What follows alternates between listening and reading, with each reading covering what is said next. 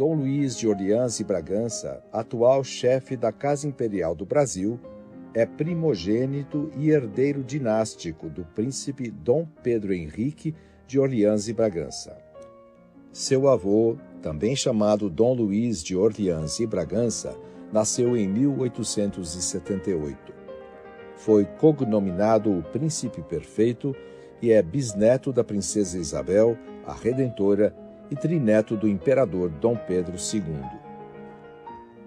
Os imperadores do Brasil, bem como os reis de Portugal, desde o século XVII, descendem de Dom Afonso Henriques, primeiro duque de Bragança, bem como do condestável de Portugal, Santo Dom Nuno Álvares Pereira, este vencedor dos castelhanos nas batalhas de Atoleiros, Aljubarrota e Valverde.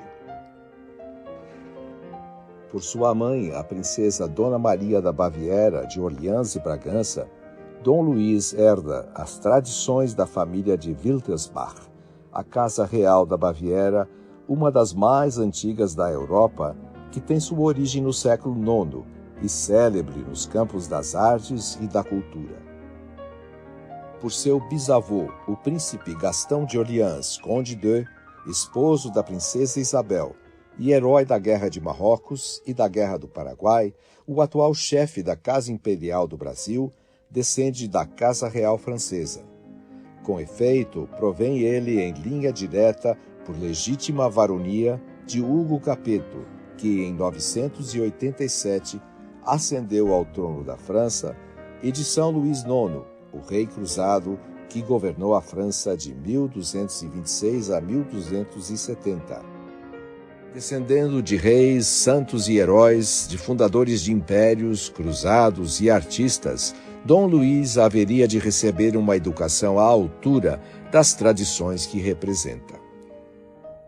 Foi intenção de seu pai dar-lhe uma formação moral sólida, baseada nos princípios tradicionais da Santa Igreja. Ao mesmo tempo, desejou que ele tivesse uma cultura geral, um conhecimento em profundidade dos problemas do Brasil e do mundo e um trato social condizentes com a alta posição que lhe estava destinada. Por fim, desejou para seu primogênito o que a antiga lei de banimento não permitira para si próprio: uma educação no Brasil, entre brasileiros e dentro das melhores tradições brasileiras. Nascido em Mandelieu, França, em 6 de junho de 1938, foi batizado com o nome de Luís Gastão Maria José Pio de Orleans e Bragança, na capela de Mas-Saint-Louis, vila de sua avó, a princesa Dona Maria Pia de Bourbon-Sicílias de Orleans e Bragança, e registrado no Consulado-Geral do Brasil, em Paris. Com a deflagração, em 1939, da Segunda Grande Guerra, a família imperial ficou retida na França e impedida de transferir-se para o Brasil. Só após o término do conflito, pôde Dom Luís, então menino de 7 anos, ver pela primeira vez a sua terra. Fez os estudos secundários em parte no Paraná, onde seu pai se instalara como fazendeiro, em parte no Rio de Janeiro, no Colégio Santo Inácio da Companhia de Jesus. Cursou depois o Colégio Universitário em Paris e foi concluir seus estudos na Universidade de Munique, onde cursou Química. Nas horas vagas que lhe proporcionava o rígido curso universitário e durante os períodos de férias em que viajou por toda a Europa, aproveitou o jovem príncipe para tornar mais conhecido o Brasil nos ambientes que frequentava, a saber, os círculos da mais alta nobreza europeia e os meios universitários alemães, italianos e franceses. Retornando ao Brasil em 1967, passou a residir em São Paulo, onde assumiu a direção do secretariado de seu pai, já então residente na sua propriedade rural, em Vassouras, no estado do Rio de Janeiro. Com o falecimento de Dom Pedro Henrique, em 5 de julho de 1981, Dom Luís ascendeu à condição de chefe da Casa Imperial do Brasil. A queda da cláusula pétrea na Assembleia Constituinte de 1987 e 1988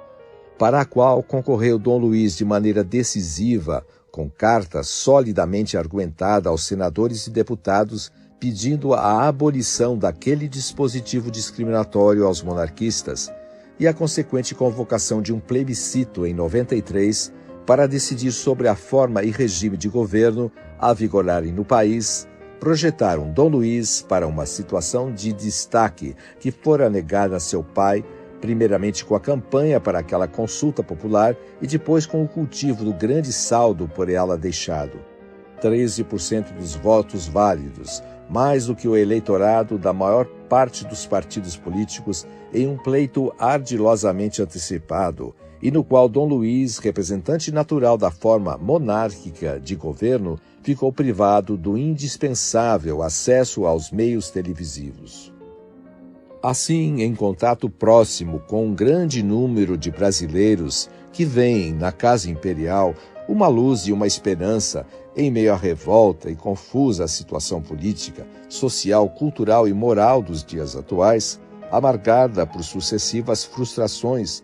proporcionadas por estas ou aquelas figuras ou propostas políticas, Dom Luís faz sentir que o Brasil encontrará seu seguro caminho na fidelidade aos valores que o fizeram no tempo do Império, grande e respeitado entre as nações.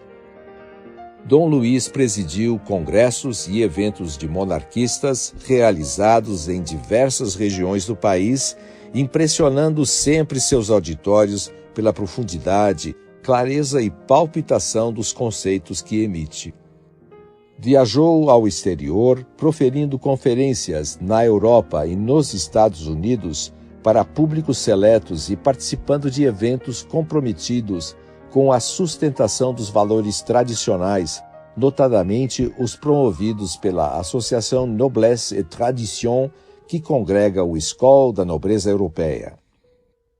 Falando fluentemente 3 idiomas, o português, o francês e o alemão, e entendendo ainda o castelhano, o inglês e o italiano, Dom Luís é senhor de sólida cultura, alicerçado em leituras sérias e prolongadas, especialmente de assuntos históricos e sociológicos, assim como no contato com a realidade viva da nação. Como o imperador Dom Pedro II, encontra no estudo um verdadeiro prazer.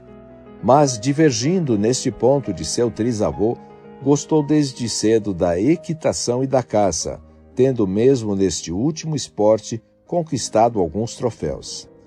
Dedicou-se à fotografia, revelando na precisão das composições e na matização dos detalhes o veio artístico dos 2 ramos familiares. É ainda apreciador de música erudita, especialmente de compositores brasileiros da escola barroca. Católico ardoroso e por isso mesmo infenso a todas as formas de socialismo, atuou desde jovem com vivo incentivo de seu pai em prol dos princípios fundamentais da civilização cristã, atividade esta a que continua a consagrar sua disponibilidade de tempo. É grão-mestre da Ordem de Pedro I, da Ordem da Rosa e das demais ordens imperiais brasileiras. É ainda a Gran Cruz da Ordem Constantiniana de São Jorge, da Casa Real de Bourbon-Sicílias, Gran Cruz da Ordem de Nossa Senhora da Conceição de Vila Viçosa, Portugal, e Baílio, Gran Cruz de Honra e Devoção da Soberana Ordem de Malta, além de membro efetivo de diversos institutos culturais. Dom Luís tem dedicado um pouco do seu tempo à composição de memórias, nas quais vai registrando, a par de suas inúmeras recordações, comentários e juízos acerca dos acontecimentos e transformações que acompanhou em meio século de vida adulta.